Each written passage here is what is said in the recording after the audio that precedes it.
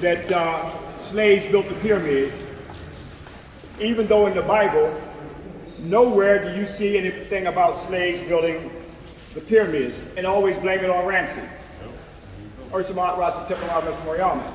He was of the 19th dynasty. He looked at the pyramids just like you and I.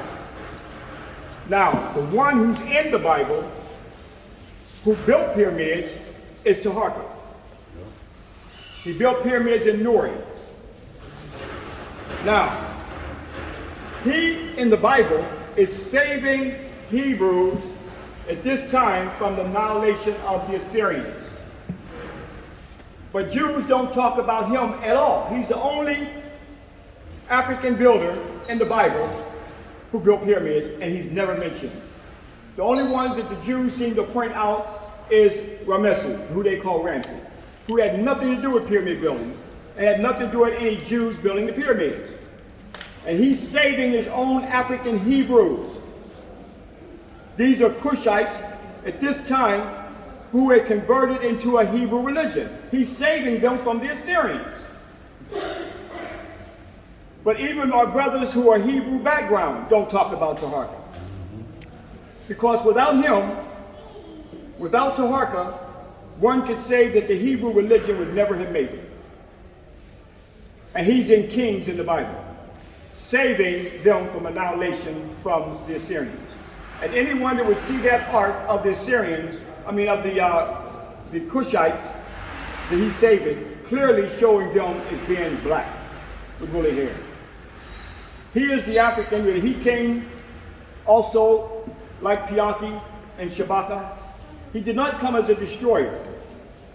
He came and continued to build, just like Pianki and Shabaka and Keshada. Keshada being the first one to open up the 25th dynasty. That last pylon that you saw, the one that you were going into, the Bekenet, the proper name Bekenet, he is the one that built that Bekenet. But when you watch the history channels and the documentary channels, not one word is mentioned of this African king who built that last pylon. We're talking about 370 feet wide and over 147 feet high. When Badaway talked about those lotus columns, there were many of them. One is still there.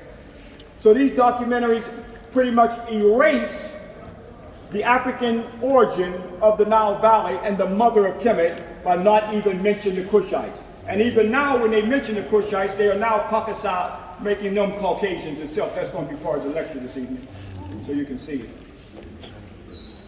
So that's why it's important for us to be here. These people are still trying to write us out of history, even to this very day, even with National Geographic just coming out and saying that he is a Caucasian.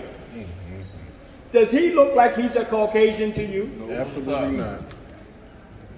This is an African Cushite. And it's all part of the Nile Valley civilization. That means Tamari, Ta-Nehisi, Cushites, all one people. But because we're dealing with psychopathic racism, they're trying to erase them